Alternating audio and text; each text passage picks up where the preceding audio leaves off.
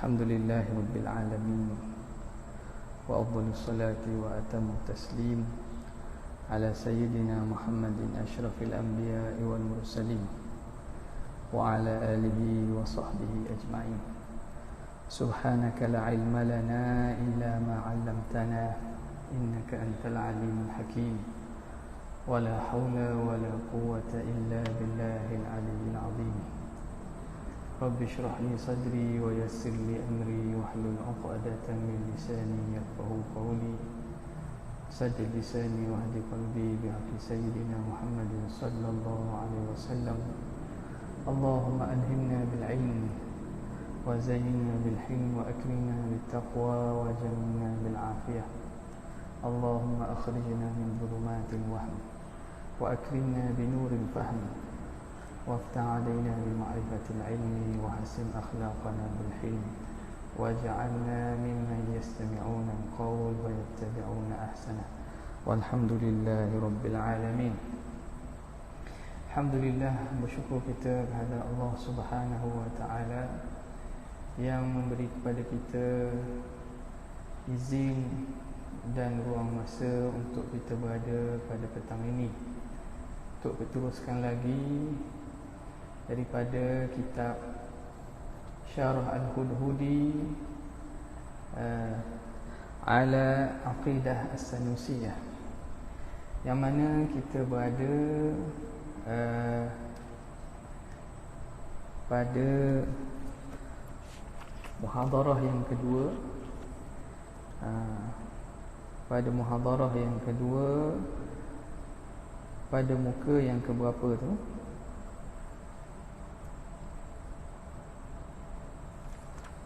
Pada muka yang keempat lah. Perbincangan berkaitan dengan hukum akal, ya, hukum akal. Jadi sebelum kita mulakan, maka marilah sama-sama kita membaca Ummul Kitab Al-Fatihah. A'udzubillahi minasyaitonir. Bismillahirrahmanirrahim. Alhamdulillahirabbil alamin. Ar-Rahmanir Rahim. Maliki yaumiddin. Iyyaka na'budu wa iyyaka nasta'in. Ihdinas siratal mustaqim. Siratal ladzina an'amta 'alaihim ghairil maghdubi 'alaihim waladdallin. Amin. Kat mana ni kita berhenti? Di i'lam ke mana?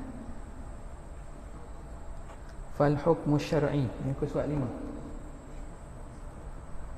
Wal hukmu itsbatu amrin. Situ ni. Bismillahirrahmanirrahim. Qala al-muallif rahimahullah wa nafa'ana bihi wa bi'ulumihi wa asrarihi fid dharain amin ya rabbal alamin. Kata pengarang, wal hukmu itsbatu amrin au nafyuhu. Itsbatu amrin au nafyuhu.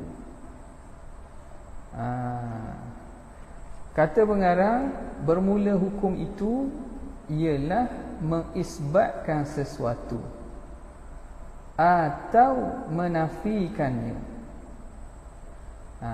Jadi di sini pengarang rahimahullahu ta'ala, bila kita bincangkan berkaitan dengan hukum itu terbahagi kepada 3 kan, pada matan i'lam annal hukmal aqliyah, bahawa hukum akal itu terbahagi kepada 3, al-wujub wal istihalah wal jawaz. Maka kita perlu tahulah apa itu hukum. Kita kena tahu apa itu hukum. Hukum. Maka pengarang rahimahullahu ta'ala mengatakan bahawa hukum itu itsbatu amrin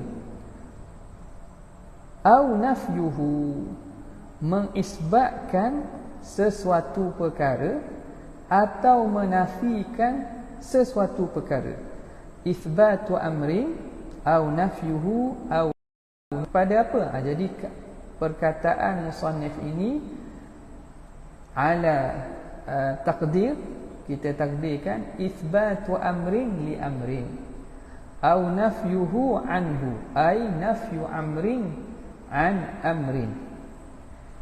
Kita mengisbatkan sesuatu kepada sesuatu atau kita menafikan sesuatu daripada sesuatu. Jadi diringkaskan isbatu amrin au nafyuhu.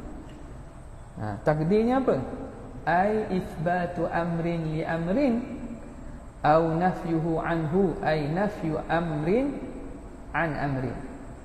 Kerana hukum ini berlaku ialah dengan ada penisbahan daripada dua perkara. Kena ada amra, dua perkara. Apa dia? Al-hukm wal mahkum alaih. Ataupun kita panggil mahkum bihi dan mahkum alaih. Perkara yang kita nak hukumkan dan apa hukumnya. Bila kita kata Zaidun qa'imun, Zaid ialah yang berdiri, maka kita mengisbatkan berdiri kepada Zaid. Jadi ada dua perkara tu. Ada pengertian berdiri itu apa dan Zaid itu apa. Baru orang panggil pengisbatan, dan itu sebenarnya hukum. Faham? Kalau kata Zaid, Zaid itu tak ada hukum. Kecuali kita hukum Zaid itu ada, kita menghukumkan Zaid dengan wujud. Makna dua perkara juga, iaitu kita kena faham itu makna Zaid. Yang kedua kena faham makna wujud, makna ada. Sebab itu hukum dia sama ada mengisbatkan sesuatu kepada sesuatu atau menafikan sesuatu daripada sesuatu. Zaidun laisa biqaimin, Zaid bukanlah yang berdiri. Kita menafikan berdiri daripada Zaid. Nampak? Okey. Jadi sesuatu yang ada penisbahan, pengisbatan dari aspek isbat, kita panggil sebagai hukum juga. Tapi hukum dengan subut lah. Penisbahan sesuatu kepada sesuatu dari segi aspek nafi, hukum juga, tapi hukum kok belah nafi. Kok belah nafi. Tadi belah isbat, Zaid ada, kita mengisbatkan ada pada Zaid. Zaid tidak ada, kita mengisbatkan tidak ada, menafikan ada daripada Zaid. Okey. Itu makna hukum secara umum. As-salatu wajibah, bermula sembahyang itu ialah yang wajib. Kita mengisbatkan wujud bagi sembahyang. Okey.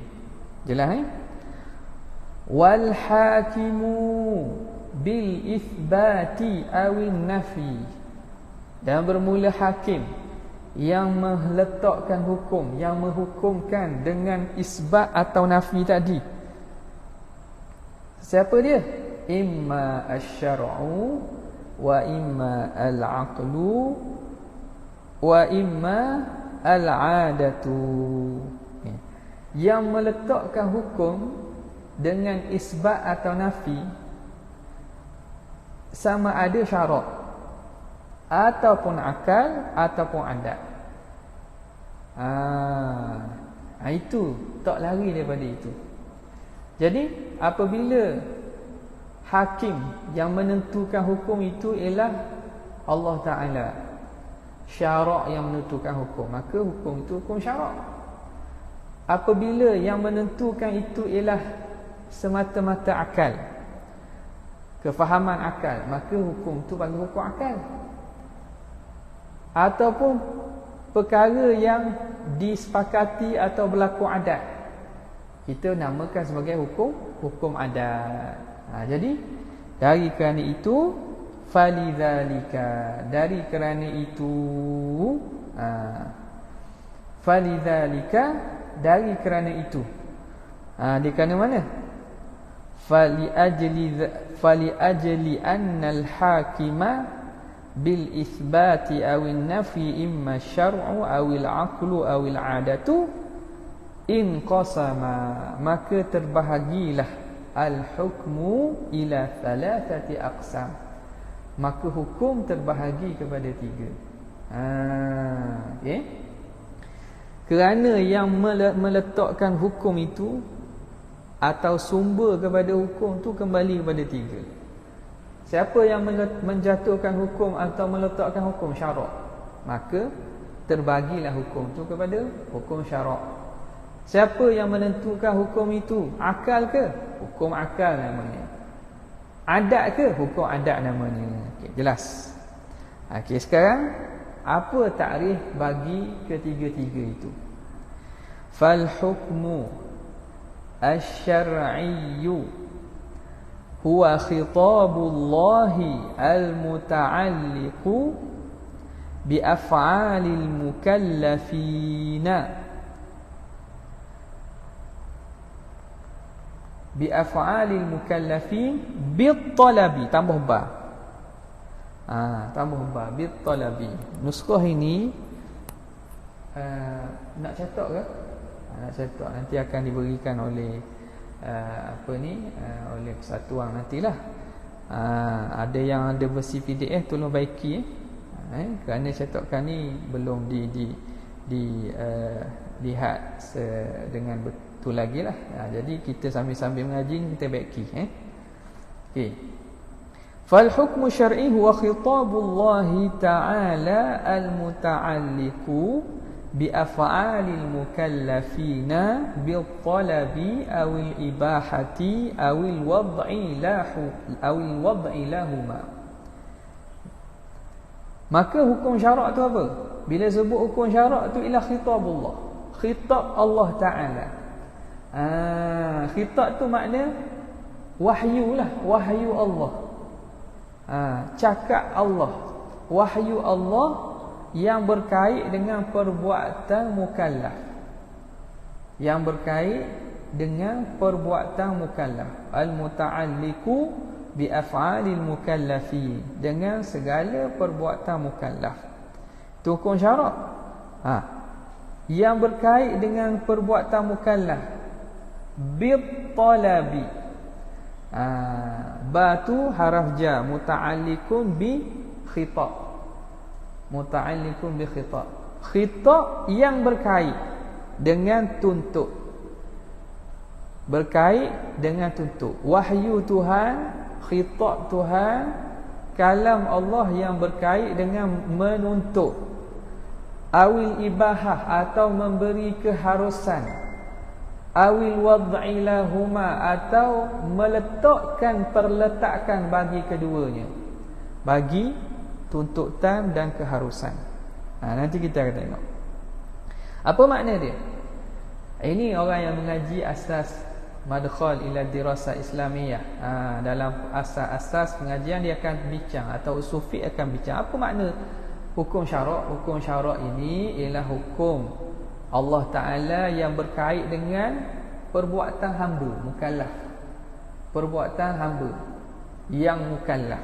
Itu berlaku khitab syarak, yang mana khitab ini berkait dengan menuntut mukallaf buat sesuatu. Menuntut mukallaf ataupun memberi pilih. Maka tuntut tu terbahagi dua pula.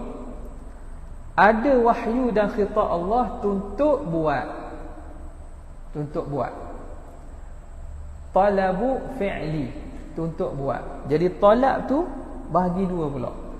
Bil talab, tuntut. Tuntut apa? Talabul fi'li, tuntut melakukan perbuatan. Yang kedua, talabut tarki, tuntut tinggal. Ada wahyu Tuhan yang menuntut kita tinggal.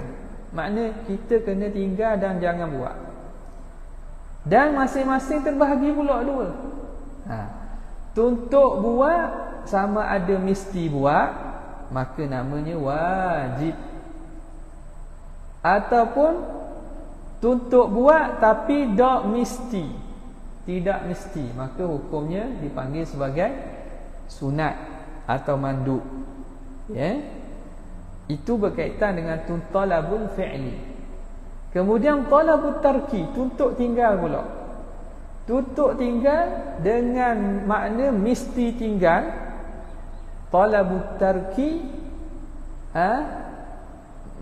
hatman, mesti tinggal, maka benda perkara itu dipanggil benda haram, perkara yang haram. Yang kedua, tuntut tinggal tapi tak mesti, maka perkara itu kan makruh. Nampak? Jadi ada berapa dah situ pada talak? Dalam kalimah talak dah ada 4 daripada hukum hukum syarak. Daripada hukum syarak, iaitu wajib, sunat,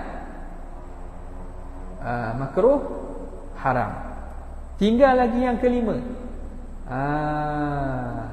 Dipanggil hukum taklifiyah ni. Apa yang kelima? Yang ni yang disebut awil ibahah ataupun keharusan.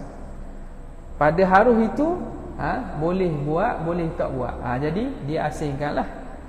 Tidak ada tuntutan secara aspek daripada diri, tuntutan tu tak ada. Bahkan mukallaf diberi pilih ibahah. Nak buat boleh, tak nak buat pun tak apa. Jadi cukuplah 5 dipanggil hukum taklifiyah. Ahkam asy-syar'iyyah at-taklifiyah. Hukum syarak yang bentuk taklif. 5. Awil wad'i lahuma khitabullah al-muta'alliq bi af'alil mukallafin bil wad'i. Yang berkait dengan wad', yang berkait dengan perletakan bagi kedua-duanya. Perletakan wad'i ini makna Tuhan meletakkan sesuatu bagi kedua-duanya kembali kepada at-talab awil ibahah. Kedua-duanya lahuma ailit talabi awil ibahah. Ini dipanggil sebagai al-ahkam al-wad'iyah. Hukum wad'i. Apa itu hukum wad'i? Hukum perletakan. Letak kat mana? Allah meletakkan sesuatu menjadi syarat kepada sesuatu. Kan hukum kan? Sesuatu kepada sesuatu kan? Tuhan meletakkan sesuatu kepada sesuatu. Apa dia? Sama ada Allah menjadikan sesuatu itu syarat kepada sesuatu, mani' kepada sesuatu, sebab kepada sesuatu. Nampak? Boleh dah ditambah juga as-sihhatu wal butlan, sahih ataupun batal. Menjadikan sesuatu itu sahih bagi ibadat ataupun batal. Jadi ahkam al-wad'iyah ni makna Tuhan meletakkan sesuatu itu sebab kepada sesuatu,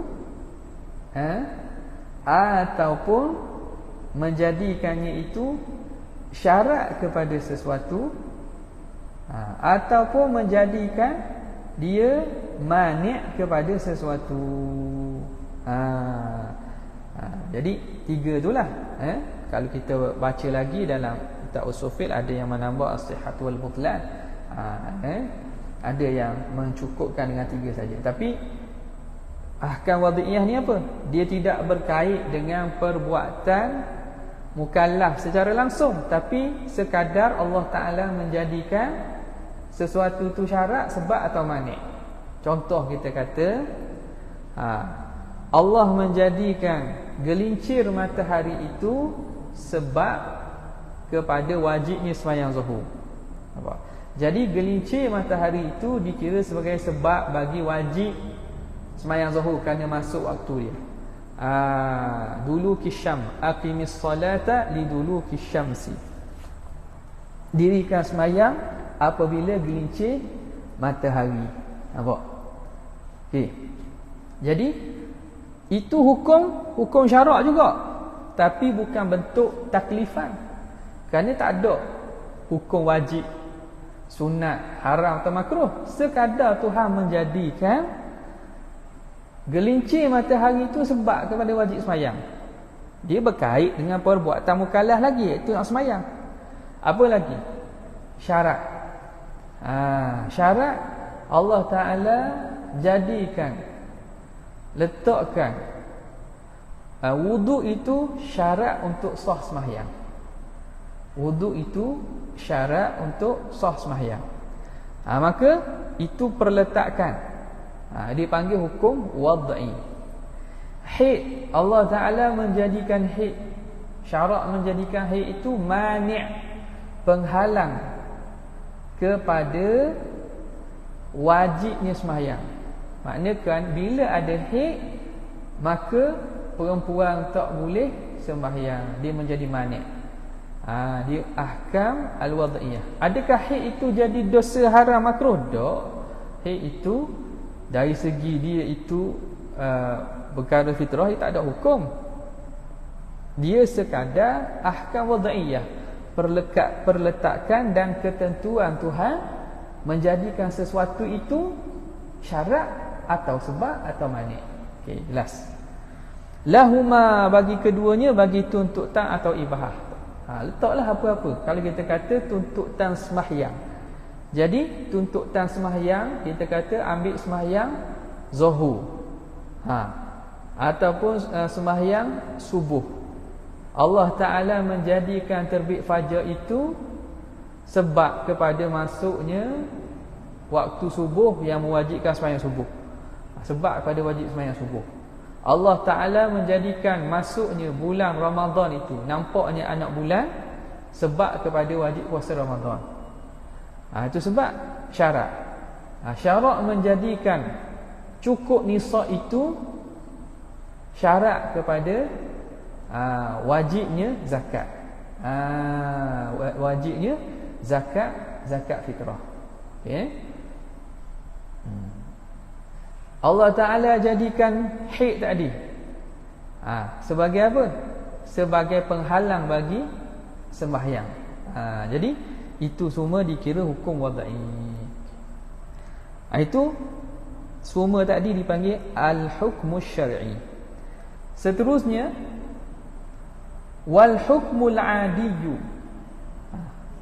Bermula hukum adat pula ialah wa itsbatur rabti baina amrin wa amrin wujudan aw adaman biwasitati.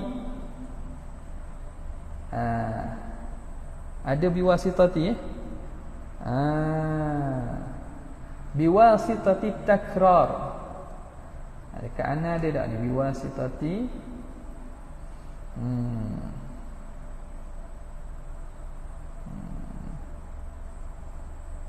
Ada tak dalam tu wasitati takrar? Siapa ada buat asyah tu? Ada. Wasitati takrar ada. Sebab ana ni tak ada masihati aja.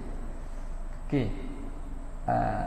Itsbatur rabti baina amrin wa amrin wujudan aw adaman biwasitati takrari. Biwasitati takrari. Takrar ta baca bagi atas.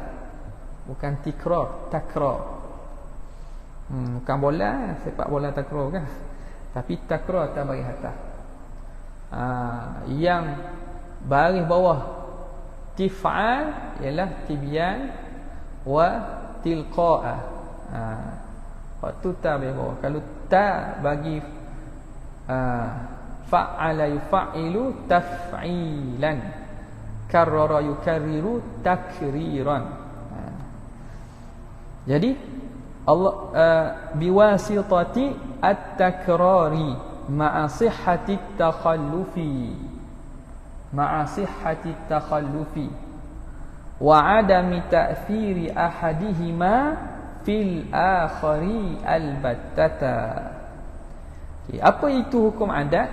Hukum adat ialah pengisbatan perkaitan, isbatur rabti, pengisbatan perkaitan antara satu perkara dengan perkara yang lain. Baina amrin wa amrin, ai wa amrin akhar, antara satu perkara dan perkara yang lain. Wujudan aw adama. Dari segi aspek ada ataupun tidak ada. Mana? Kita kaitkan satu perkara dengan satu perkara lain. Dari segi ada atau tak ada. Bila ada A, ada B. Bila ada A, tak ada B. Kita kaitkan A dengan B tu contoh. Jadi perkaitan antara satu perkara dari segi ada dan tak ada. A dan B, dua perkara. Kita kaitkan bila ada A mesti ada B. Bila ada A mesti tak ada B. Itu kaitan tu. Sama ada atau tak ada. Biwasitati takrar. Dengan perantaraan, kita hukumkan itu dengan perantaraan berulang-ulang. Berlaku berulang-ulang, maka kita jatuhkan hukum berdasarkan pengulangan itu. Ma'asihati takhallufi, beserta boleh menyalahi. Adakah mesti berlaku hukum tu sentiasa? Tidak. Boleh menyalahi. Wa adami ta'thiri ahadihima fil akhar, dan tidak memberi kesan salah satunya kepada yang lain albattata langsung. Jadi qaid adami ta'thiri ahadihima tu itu nak mengeluarkan daripada akidah ahli falsafah dan juga Mu'tazilah. Ni qaid belakang ini nak mengeluarkan daripada akidah ahli falsafah dan Mu'tazilah. Okey, kita terang dulu berkaitan hukum adat. Hukum adat ni apa? Hukum yang berlaku dengan sebab pengulangan. Adat-adat ni berlaku bila berulang. Contoh kita kata api membakar. Bila ada api, maka adalah kebakaran. Tak? Bila ada api, maka adalah kebakaran. Bakarlah. Kayu api pun, kayu api terbakar tu. Bila ada api, ada kebakaran. Jadi kita mengkaitkan api dengan kebakaran. Dari segi ada api, ada terbakar. Tak ada api, tak ada terbakar. Dari segi ada atau tak ada. Okey. Macam mana kita tahu bahawa bila ada api ada kebakaran? Berulang-ulang kan? Ada api maknanya ada terbakar tu. Apa? Kertas terbakar, kayu api terbakar. Maknanya ada kebakaran tu. Gas terbakar. Api dapur kita, gas terbakar tu. Tu kebakaran. Okey. Berlaku sebab apa? Kenapa kita hukumkan ada api, ada kebakaran? Berlaku dengan sebab pengulangan. Biasa adat memang gitu. Tapi boleh sahaja ma'asihati takhalluf. Boleh saja menyalahi. Api ada tapi tak terbakar. Api ada tapi tak terbakar. Kita letak benda dalam api tak terbakar dia. Itu hukum adat. Jadi perkaitan yang berlaku dalam hukum adat ni boleh menyalahi. Ambil contoh lain, kita kata bila makan kenyang. Kita kaitkan makan dengan kenyang. Idza wujidat al-aklu wujidash shiba'u. Bila ada makan, ada kenyang. Antara ada makan, ada kenyang. Bila tak ada makan, tak ada kenyang. Berkaitan antara ada tak ada kan? Tapi boleh menyalahi. Ada makan tapi tak kenyang, boleh tak? Boleh saja. Tak ada makan tapi kenyang, boleh tak? Boleh saja. Tapi pada adat kita hukumkan bila ada makan, ada kenyang. Ada makan tak petang ni? Ada. Tak mesti kenyang. Nampak tak? Ada je makan. Okey. Wa adami ta'thir. Tapi ingat, ini qaid di sisi ahli sunnah. Tetapi tidak memberi kesan satunya kepada yang lain. Dia tak beri kesan. Semata-mata langsung, al-batata langsung, tak ada kesan langsung. Bukanlah yang menyebabkan terbakar itu api. Bukanlah yang menyebabkan kenyang itu makan. Kenapa? Kerana hakikat yang melakukan kebakaran itu, hakikat yang melakukan kenyang dan menjadikan kenyang itu Allah Ta'ala. Kebakaran, api dan juga makan itu hanya asbab adat. Kita panggil sebab adat. Bila makan kenyang. Tapi yang mengenyangkan Allah, bukannya makanan. Ini yang nak membezakan antara akidah ahli sunnah dengan bukan ahli sunnah. Okeylah wal hukmul aqliyu. Kemudian baru dibincangkan hukum akal. Huwa ithbatu amrin aw nafyuhu min ghairi tawaqqufin ala takarrurin wala wad'i wadi'in. Dan hukum akal itu ialah mengisbatkan sesuatu perkara, au nafyuhu atau menafikannya. Samalah, ai isbatu amrin, ai isbatu amrin li amrin, au nafyuhu ai nafyu amrin li amrin. Ingatlah tu, dia hazah lah tu. Min ghairi tawaqqufin, tanpa berhajat kepada, terhenti kepada, min ghairi tawaqqufin, tanpa terhenti di atas takarrurin, atas berulang-ulang. Hukum akal ni tak perlu kita ulang-ulang untuk dihukumkan. Semata-mata dengan faham dah dapat hukum. Semata-mata kita idrak pada akal, reti, dah dapat hukum. Tak perlu tengok berlaku banyak kali pun.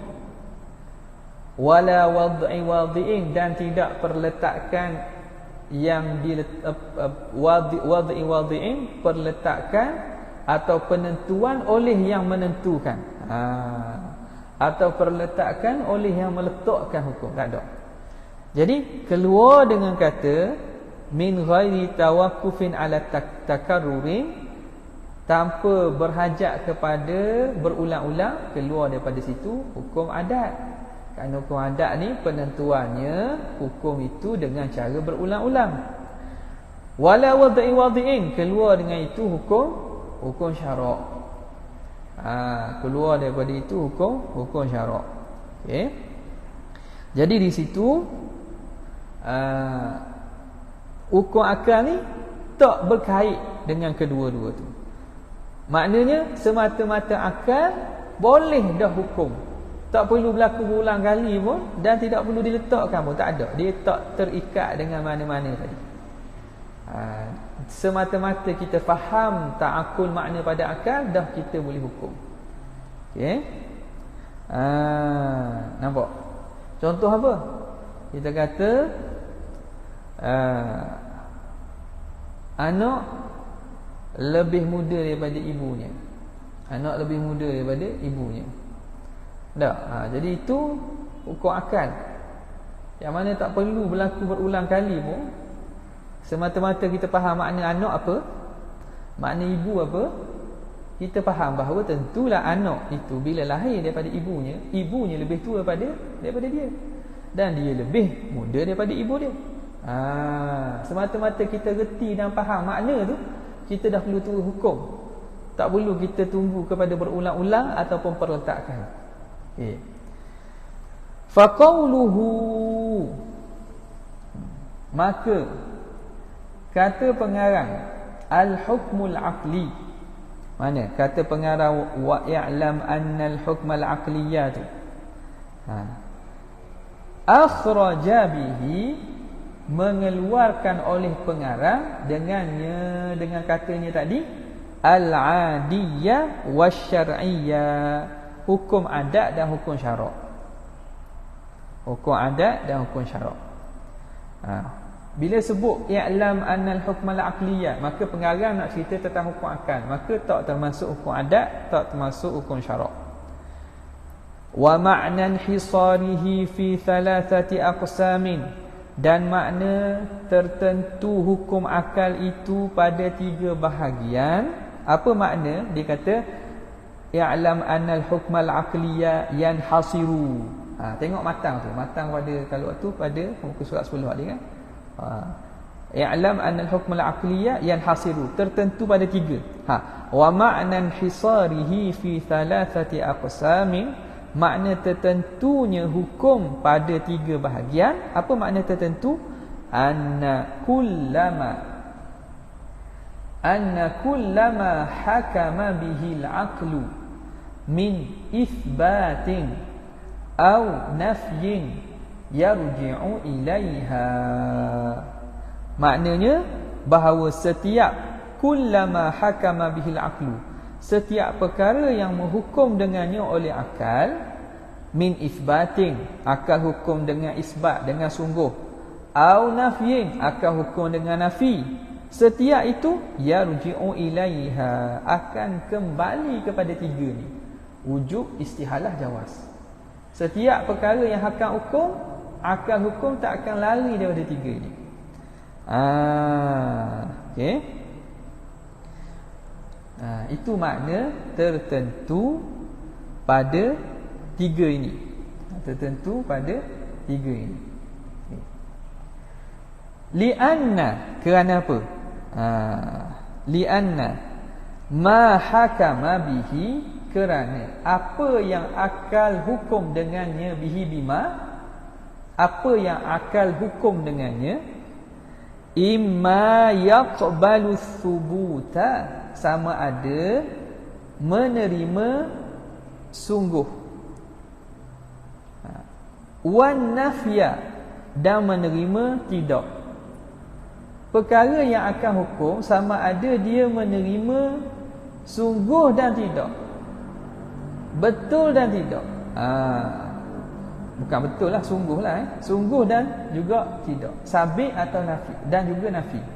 Dia terima dua-dua. Sungguh pun akal kata boleh, tak sungguh atau tak sungguh pun akal kata boleh.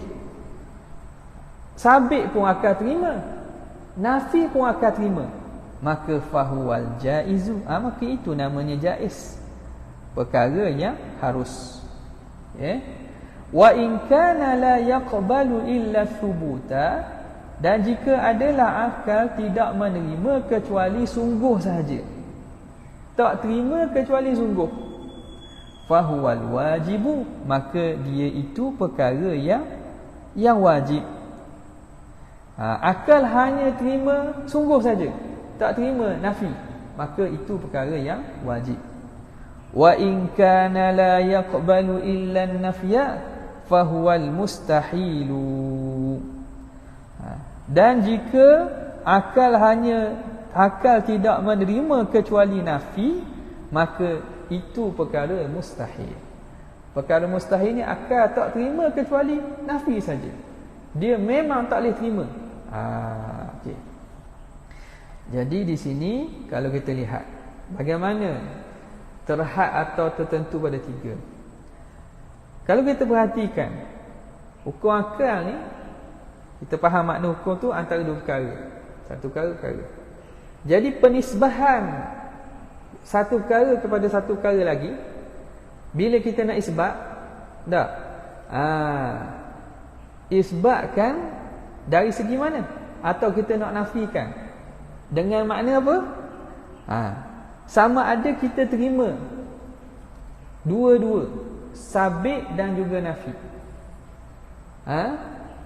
Menerima sungguh pun boleh, tak sungguh nafi pun boleh.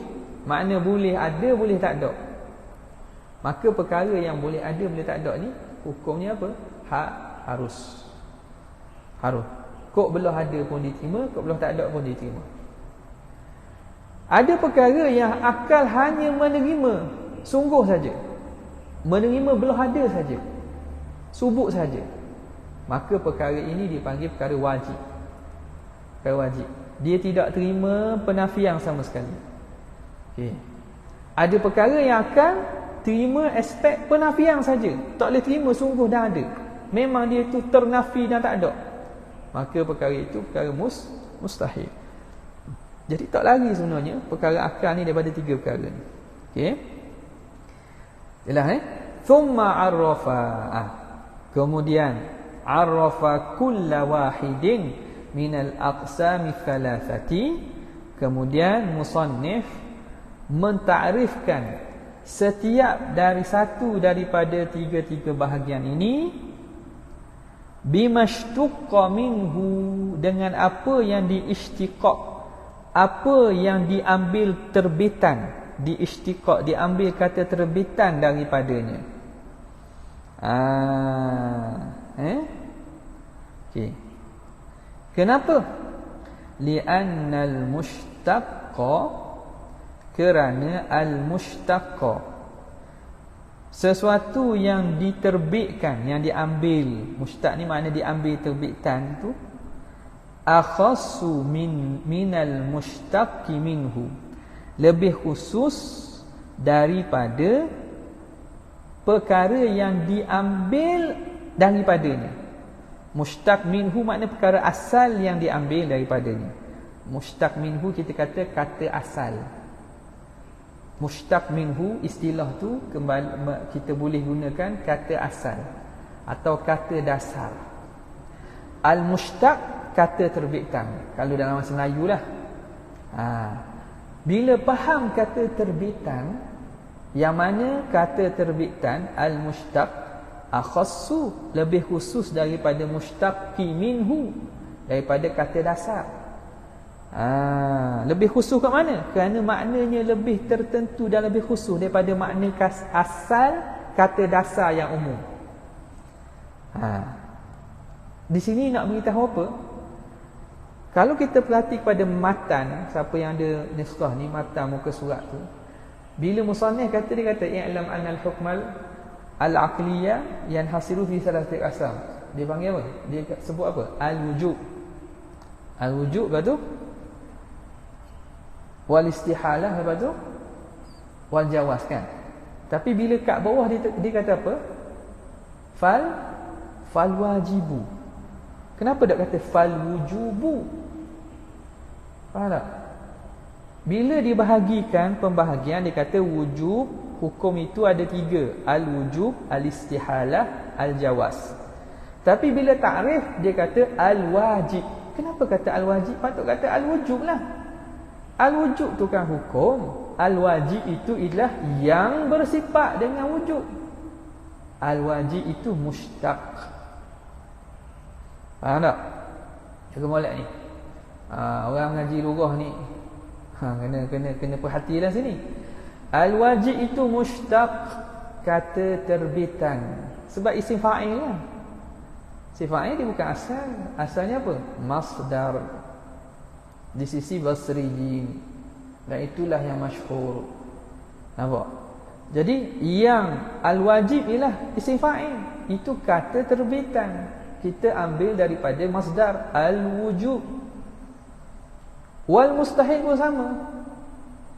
Mustahil isim fa'il. Isim fa'il daripada al-istihalah. Al-jawaz, al-jaiz isim fa'il. Bila dia ta'rif al-wajib, al-mustahil, al-jaiz. Bila sebut pembahagian, dia sebut al-wujub, al-istihalah, al-jawaz. Kenapa dia tak mentakrifkan wujub, istihalah dan jawaz? Dia takrifkan isim fa'il bagi setiap tu. Dia kata, ni musannif kata, thumma arrafa kulla wahidin minal aqsami thalathati bimashtuqqa minhu, dengan apa yang diistiqaq daripadanya, apa yang diterbitkan daripadanya, kata terbitan, iaitu al-wajib, al-mustahil, al-jaiz. Li'anna al-mushtaqqa, kerana kata terbitan itu akhassu minal mushtaqi minhu, lebih khusus daripada mushtaq minhu, iaitu kata dasar, iaitu al-jawaz, al-istihalah, wal-wujub. Wa ma'rifatul akhassi, dan mengetahui sesuatu yang khusus itu tastalzimu, melazimkan ma'rifatal a'ammi, mengetahui sesuatu yang lebih umum. Li'annal a'amma juz'un minal akhas, kerana yang umum itu satu juzuk daripada yang khusus. Okey. Bila kita tahu takrif khusus, maka tahu takrif umum. Bila tahu takrif khusus, tahu takrif umum. Nampak? Contoh kita kata al-alimu, orang yang alim. Apa itu orang alim? Tak. Takrif apa? Man yattasifu bil ilmi, orang yang bersifat dengan ilmu. Bila kita tahu takrif alim, alim tu isim fa'il daripada ilmu, masdar. Maka bila kita tahu takrif mushtaq dia, Mustaq makna bukan nama orang ni. Bukan hak grade tu. bukan alumni tu. Mustaq bila kita tahu makna al-alim, kata terbitan tu, kita tahulah mustaq minhu dia. Sebab apa takrif al-alim? Man yattasifu bil ilm. Okey, yang bersifat dengan ilmu. Oh, tentu kita tahu ilmu. Sebab kita telah mengetahui takrif ilmu serta yang bersifat dengan dia. Jadi kita mengetahui takrif yang lebih khusus. Maka bila tahu takrif lebih khusus, takrif lebih umum lagi tahu dah. Nampak tak? Gitu je. Dari kerana itu musannif beralih daripada mentakrifkan hukum kepada mentakrifkan sesuatu yang berhukum dengannya. Kerana apa? Kerana mengetahui sesuatu yang khusus melazimi tahu yang lebih umum. Li'annal a'amma juz'un minal akhas. Kerana yang umum itu juzuk pada al-akhas. Tidakkah bila kita kata al-alim huwa man yattasifu bil ilmi, tidakkah al-ilmu itu satu juzuk daripada ta'rif al-alim? Maka bila tahu ta'rif al-akhas, maka tahulah ta'rif al-a'am. Faqala, maka berkata musannif, asal dia kata al-wujub wal istihalah wal jawaz, tapi dia tidak takrifkan wujud dan istihalah dan jawaz, dia takrifkan fal wajibu. Apa dia fal wajibu? Ma la yutasawwaru fil aqli adamuhu, sesuatu yang tidak ditasawurkan pada akal ketiadaannya. Itu takrif wajib. Ma la yutasawwaru fil aqli adamuhu, sesuatu yang tidak tasawur pada akal, tidak tergambar pada akal, tak ada dia. Akal tak boleh terima, tak ada. Akal tak boleh terima, tak ada. Apa makna ma la yutasawwaru? La yudraku fil aqli adamuhu, tidak dapat dipaham, tidak dapat direti, tak boleh terima pada akal. La yudrak mana tak boleh dipaham pada akal atau tak boleh diterima pada akal. Adamuhu, ketiadaan. Akal tak boleh terima, tak ada. Akal tak boleh terima, tak ada. Okey, jelas. Ni kena faham oleh hukum akal ni. Apa makna wajib? Perkara yang akal tak boleh terima, tak ada. Okey. Kalau tanya pula, kenapa pengarang kata tak kata wajib itu perkara yang akal menerima adanya? Kenapa pengarang menggunakan takbir dengan ayat nafi? Ma la. Kenapa tak dia kata al-wajibu ma yutasawwaru fil aqli wujuduh, sesuatu yang ditasawur pada akal adanya? Apa begitu? Siapa boleh jawab? Apa? Tak ke sama? Perkara yang akal tasawur ada, perkara yang akal terima ada. Kenapa dia tak guna ayat, kita panggil ayat positif? Dia menegatifkan ayat. Ma la yutasawwaru fil aqli adamuhu. Kenapa? Kerana ta'bir dengan nafi ini, dia lebih, dia kata ta'bir dengan nafi ini dia kemah, dia akan inhisar al-mu'arraf fi ta'rif, dia akan menghadkan perkara yang nak ditakrifkan dalam takrif.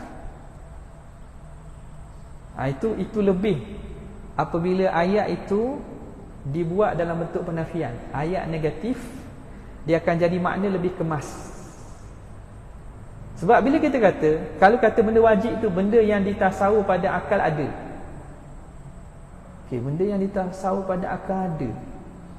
Jadi yang akal boleh tasawur ada tu Allah Ta'ala satu, makhluk pun satu dah.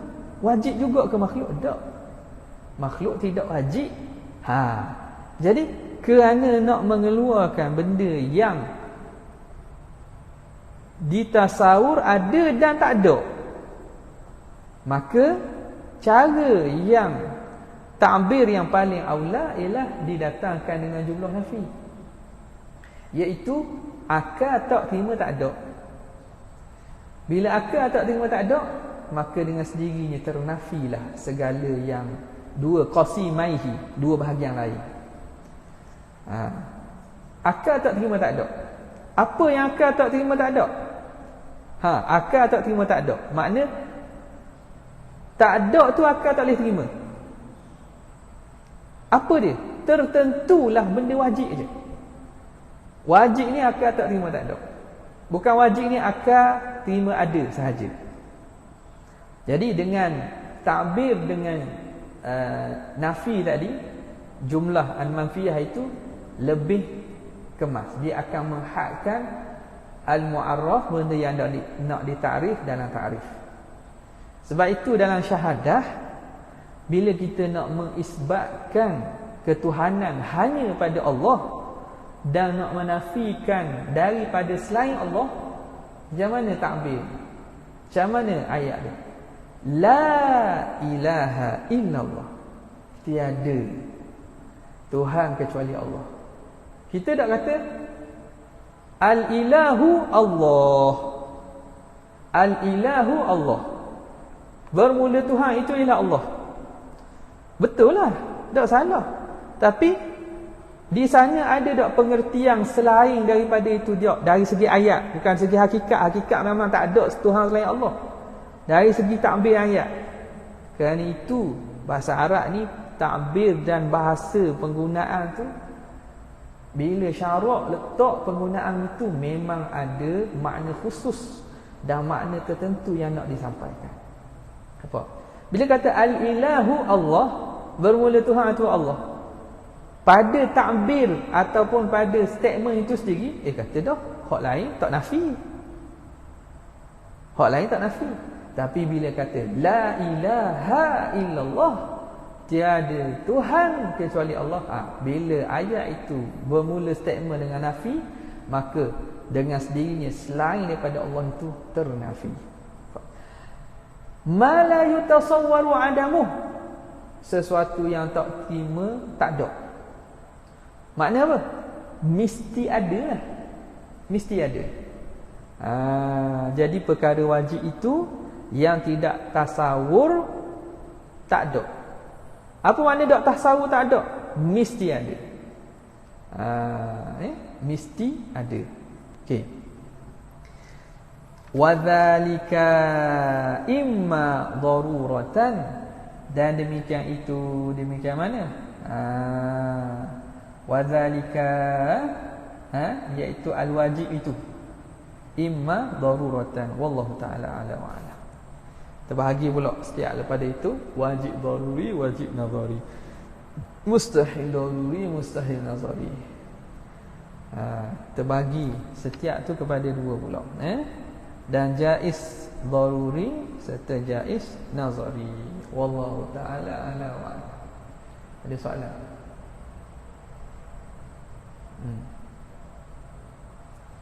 Ada nak tanya? Syabak, khawat, dah kalau tak ada, sekadar itu saja untuk petang ini. Wabillahi taufiq wal hidayah. Wassalamualaikum warahmatullahi wabarakatuh.